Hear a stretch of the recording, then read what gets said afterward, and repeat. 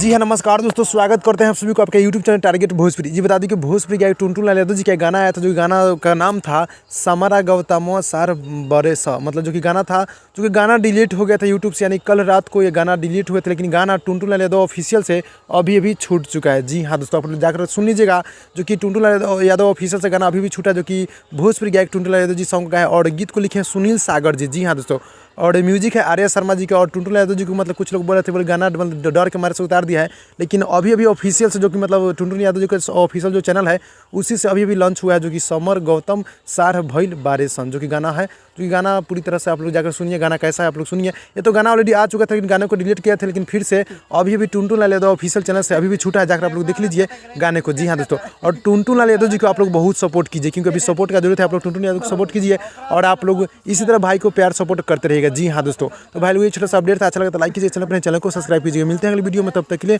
धन्यवाद दोस्तों।